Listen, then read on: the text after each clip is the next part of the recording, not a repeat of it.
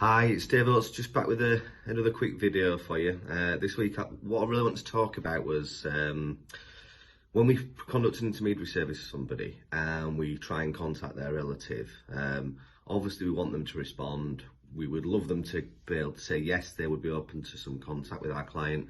But that doesn't always happen. We talk with our clients about the potential outcomes before we even start, but sometimes you get a really disappointing outcome, and probably the most disappointing outcome we actually deal with is the lack of any response.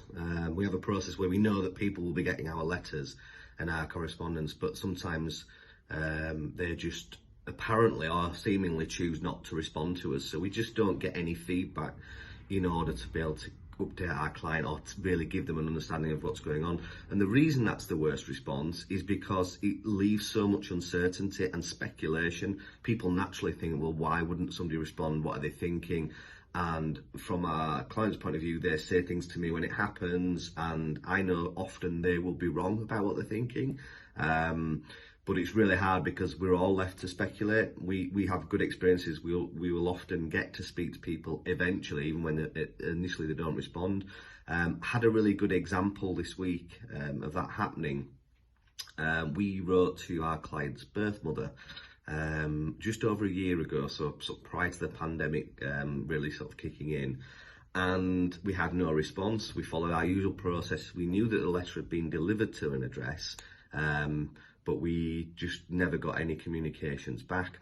Fast forward, well over a year later now, since that happened, we've had some communication from the lady who we wrote to's daughter, and she's explained to us that her mum has been ill and has dementia and fell around the start of the pandemic, ended up in hospital, and since has had to go into a care home. So although she still has her address and a property, the post has been left unanswered, and it was our letters well over a year later were found by somebody sorting through her things and opened, and we received contact as a result of that.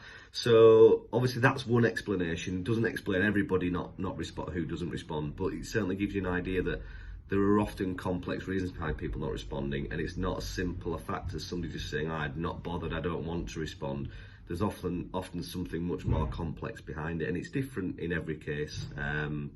But this kind of thing does happen where, months or years later, we will have a response. So I just wanted to share it with you, and just hopefully that helps some people who perhaps have had a disappointing outcome and would hopefully one day get a positive outcome. So if anyone's got any questions, please send them in. More than happy to answer them. Thanks for watching.